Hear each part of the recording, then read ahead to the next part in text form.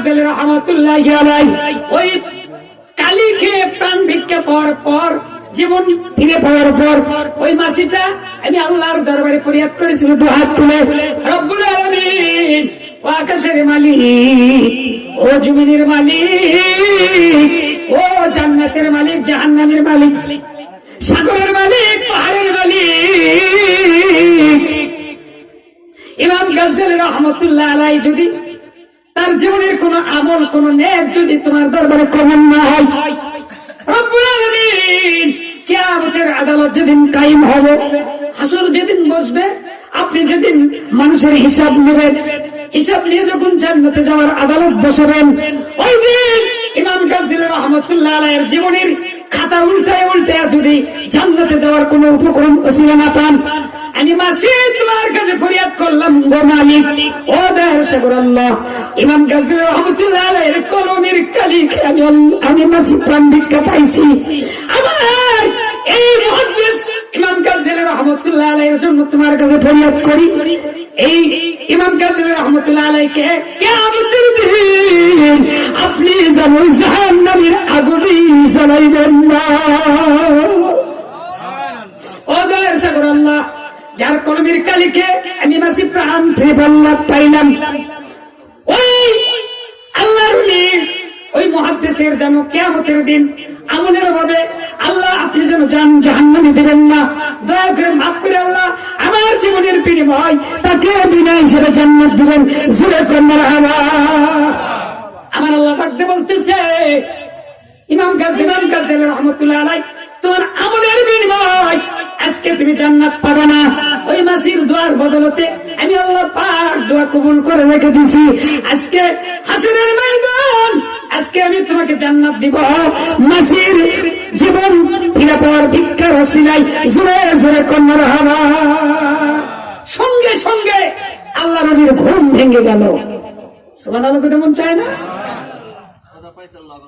এপারে তোর বসত বাড়ি,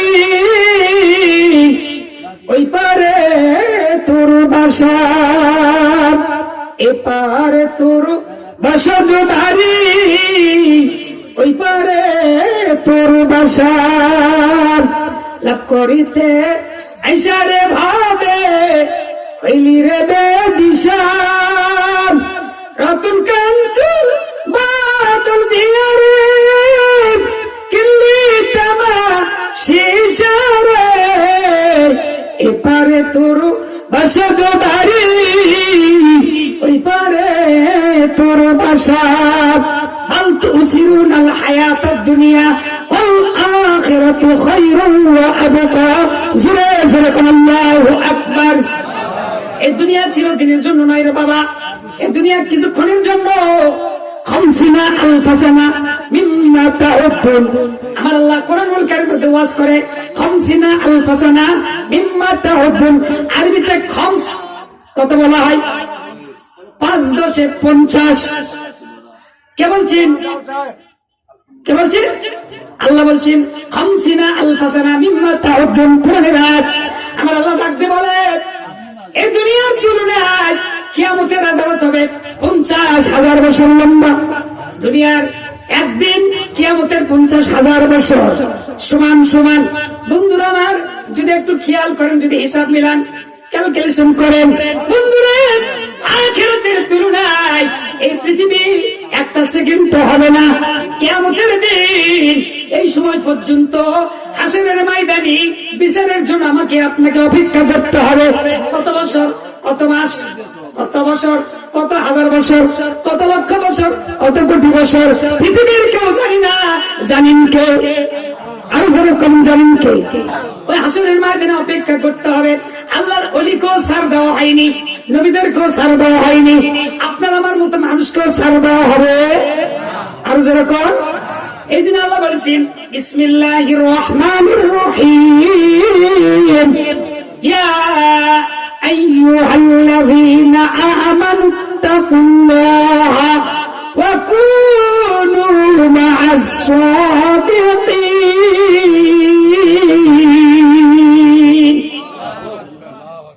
আল্লাহ বললেন, সত্যবাদীরা, ইয়া আইয়ুহাল্লাযীনা আমানু, আমানুত্তাকুল্লাহ, যারা ঈমান এনেছো, যারা বিশ্বাস করো আল্লাহকে, যারা মুত্তাকিন, যারা পরেজগার, যারা সত্যবাদী।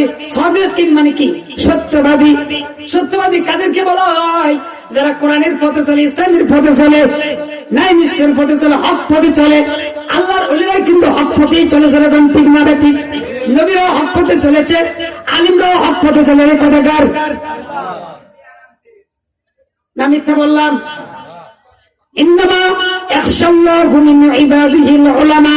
আছে কোরআনের মধ্যে আয়াত আছে, কি উলামা ইকরাম বলেন না কেন? আছে না নাই? ইন্নামা ইয়াখশাল্লাহু মিন ইবাদিহিল উলামা। আজকে আলিমরা জাহান্নামের কথা বলে, কিয়ামতের কথা বলে, হাসরের কথা বলে, বিচারের কথা বলে, আমরা কেউ বিশ্বাস করি না। আমরা বলি আলিমদের কথা বলা বলতেই পারে, এটা সত্য না। নবীরাও বলেছে, নবীদের কথাও বিশ্বাস করে নাই এক শ্রেণীর মানুষ। কি ভাই কথা ঠিক না ঠিক? নবীরা যখন কিয়ামতের কথা বলতো, কিয়ামত হবে, হাসর আছে, মিজান আছে, ফুলসিরাত আছে, বিচার হবে, আবার মানুষকে উঠাবে। এই কোরআনুল কারীম কিন্তু আমরা দোয়া বানাইছি। দোয়া, আল্লাহ কি দোয়ার জন্য কোরআন দিয়েছে? আল্লাহ বলেছেন হুদাল লিন্নাস, সমস্ত মানুষের হেদায়েতের জন্য হলো কোরআন। যেরকম সুবহানাল্লাহ। কিসের জন্য? হুদাল লিল মুত্তাকিন, সমস্ত মুত্তাকিনদের হেদায়েতের একমাত্র রাস্তা হলো কি? কোরআন। আর যেরকম কি? কোরআন। তাহলে কোরআন মানা লাগবে কি লাগবে না? কোরআন বোঝার দরকার আছে না নাই? রব্বুল আলামিন কাল কিয়ামতের দিন হাসরের ময়দান যখন আমার আল্লাহ পাক আদালত বসাবে, বিচার হবে, বিচারের পরে দুইটা দল হবে। যেরকম কয়টা? দুইটা দল হবে। এক দল যাবে জান্নাতে, আর এক দল যাবে জাহান্নামে। দুইটা দল হবে। জান্নাতীরা জান্নাতের দিকে যাবে, জাহান্নামীরা বলবে তোমরা জাহান্নামের দিকে চলে যাও। তোমরা কোরআন মানোনি, ইসলাম মানোনি, হাদিস মানোনি, ওলি আল্লাহ মানোনি, নবীদেরকে মানোনি, সুতরাং তোমরা জাহান্নামে চলে যাও। জাহান্নামীরা জাহান্নামের দরজায় চলে যাবে। জাহান্নামের দরজা যাওয়ার সাথে সাথে জাহান্নামের দারোয়ান থাকবে, ফেরেশতা থাকবে, দারোয়ান মালিক ফেরেশতা। আল্লাহর ফেরেশতা দেখতে বললেন, ও জাহান্নামী রে, তুমি কি জানো না আল্লাহ রাব্বুল আলামিন আল্লাহর অভিশপ্ত বান্দাদের জন্য এইরকম আযাবের জায়গা জাহান্নাম রেখেছে? এটা তো অভিশপ্ত বান্দাদের জন্য, আল্লাহর যারা দুশমন, শত্রু, তাদের জন্য জাহান্নাম। তোমরা মুসলমান হয়ে কেন জাহান্নামে আসতেছো? কি বলেন? বলবে কি বলবে না? ধিক্কার দিয়ে বলবে। আল্লাহ জাহান্নামী ফেরেশতা বলবে, তুমি কেন জাহান্নামের দিকে আসতেছো? তুমি কি জানো না এটা জাহান্নাম অভিশপ্ত বান্দাদের জন্য, দুশমনদের জন্য? সঙ্গে সঙ্গে প্রশ্ন করা হবে, মা সালাকাকুম ফি সাকর, তুমি জাহান্নামের দিকে কেন আসতেছো? কি অপরাধ করেছো আল্লাহর কাছে? কি অপরাধের কারণে তুমি আজকে জাহান্নামে? এবার জাহান্নামী বান্দা বড় কষ্টের সাথে, দুঃখের সাথে, মন কষ্ট নিয়ে, মন ভরা আবেগ নিয়ে এবার ফেরেশতার প্রশ্নের জবাব দিবে, ক্বালু লাম নাকু মিনাল মুসাল্লিন। আফসোস, আফসোস করে বলবে, ও জাহান্নামীর দারোয়ান মালিক ফেরেশতা ভাই, প্রশ্ন করেছেন কি কারণে জাহান্নামে আসলে? এই জাহান্নামে আসার এক নম্বর কারণ হলো, কয় নম্বর? ওয়াজ কিন্তু মুখস্থ করা লাগবে ভাই। ডান কানে শুনবেন, বাম কানে বের করে দিবেন হবে না। আমি সরাসরি কোরআনের আলোচনায় ফিরে আসলাম।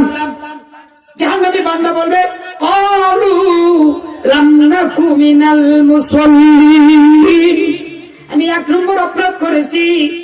মসজিদে মুয়াজ্জিন বলেছে আল্লাহু আকবার, আল্লাহু আকবার, আল্লাহ সবচাইতে বড়, আল্লাহ সবচাইতে বড়।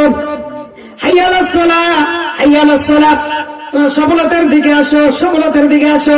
হাইয়া আলাল ফালাহ, হাইয়া আলাল ফালাহ মুয়াজ্জিন বলে, বলে বন্ধুরা আমার, তোমরা কামিয়াবির দিকে আসো, কামিয়াবির দিকে আসো। নামাজের মধ্যে সফলতা, নামাজের মধ্যে কামিয়াবি মুয়াজ্জিন আহ্বান করে ডাক দেয়। যারা বলেন ডাক দেয় কি দেয় না? বন্ধুরে কিয়ামতের দিন বড় দুঃখের সাথে বলবে, ক্বালু লাম নাকু মিনাল মুসাল্লিন, আমি এক নম্বর অপরাধ করেছি। মসজিদে মুয়াজ্জিন আযান দিয়েছিল, ডাক দিয়েছিল নামাজের জন্য, আযান শুনেছি, কিন্তু ইচ্ছা করে মসজিদে নামাজে হাজিরা দেই নাই। এক নম্বর অপরাধ করেছি, নামাজ কাজা করেছি। শরীরের কুয়াত শক্তি ছিল, এবং মানুষ যুবক ছিলাম, ক্যারাম বোর্ড খেলাইছি, খেলাধুলায় মগ্ন ছিলাম, কাজে ব্যস্ত ছিলাম, জমিতে কাজ করেছি, বউ বাচ্চাকে নিয়ে কাজ করেছি, সংসারে ব্যস্ত ছিলাম, চাকরিতে ব্যস্ত ছিলাম, কাজ কামে ব্যস্ত ছিলাম, বিভিন্ন কাজে ব্যস্ত ছিলাম। অবহেলা করে ইচ্ছা করে নামাজে হাজিরা দেইনি। কে প্রশ্ন করবে? আল্লাহু আকবার। আমার আল্লাহর কোরআন পড়লে কত স্মৃতি মধুর। কোরআন যে এত মধুর, যদি একবার পড়তে পারেন আর বুঝতে পারেন, তাহলে আপনি কোরআন থেকে আর দূরে থাকতে পারবেন না। কোরআন আপনার কলেজার মধ্যে ঢুকে যাবে, আল্লাহ আপনার দিলটা নূরে নূরানি বানিয়ে দিবে। যারা সুবহানাল্লাহ। মিষ্টি মিষ্টি বাণী পড়ুন, মিষ্টি মিষ্টি বাণী আল্লাহর কোরআন খানি, মধুর মধুর কথা হাদিসে আছে লেখা। কোরআন হাদিসে আছে পৃথিবীর সব সেরা সুর, সুরের আশিক যারা কোরআন শুনলে হয় মশগুল, ও সেই সুরের পাগল যারা কোরআন শুনলে হয় আকুল। মিষ্টি মিষ্টি বাণী আল্লাহর কোরআন খানি, মধুর মধুর কথা হাদিসে আছে লেখা। কোরআন হাদিসে আছে পৃথিবীর সব সেরা সুর, সুরের পাগল যারা কোরআন শুনলে হয় মশগুল, ও সেই সুরের আশিক যারা কোরআন শুনলে হয় মশগুল। সুরকন মারহাবা। এই লোকালিয়া গ্রামীণ, বলুন তো আরো লোক আছেন আপনারাই কয়জন? মাইকের আওয়াজ তাদের কানে যায় কি যায় না? তারা শুনছে কি শুনছে না? কিয়ামতের দিন আমার আল্লাহ দেখতে বলবে, হাসরের ময়দান যেদিন কায়েম হবে, কিয়ামতের দিন এই লোকালিয়া গ্রামের সকল মুসলমান ভাই বোনদেরকে আল্লাহ জিজ্ঞেস করবে, কত সুন্দর করে যুব সমাজ মসজিদের উদ্যোগে তাফসীরুল কোরআনের মাহফিলের ব্যবস্থা আয়োজন করেছিল। দূর দূরান্ত থেকে ওলামায়ে কেরাম এসেছিল। আমার কালামুল্লাহ শরীফ, আমার কোরআন তোমাদের কাছে তরজমা করে তাফসীর করে করে বুঝাইছিল। দুনিয়া সম্পর্কে, হাসর মিজান ফুলসিরাত আখিরাত সম্পর্কে বলেছিল। এত সুন্দর করে কোরআনের বয়ান করলো। তোমরা কে কে ওই কোরআনের জান্নাতের বাগানে বসেছিলা? আমি আল্লাহ রাব্বুল আলামিন ওই জান্নাতের লোকালিয়া জান্নাতের বাগানে যারা বসেছিল, আমি আল্লাহ আজকে তাদেরকে বিনা হিসেবে জান্নাত দিয়ে দিলাম, চলে যাও। সেদিন আপনারা খুশি না বাজার? আরো যেরকম যারা আসলো না, যারা এখনো মাহফিলে ঢোকে নাই, আসে নাই, তারা খুব খুশি হবে মনে হয়।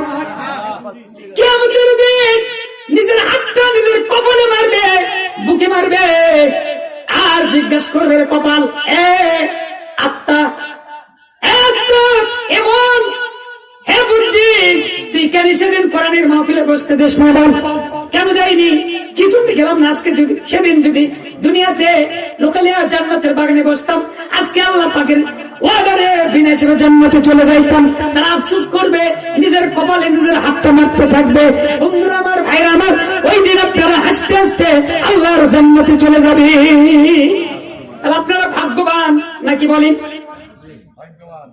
বন্ধুরা আমার, এক নম্বর অপরাধ হলো নামাজ কাজা। যেরকম কি কথা বলেন?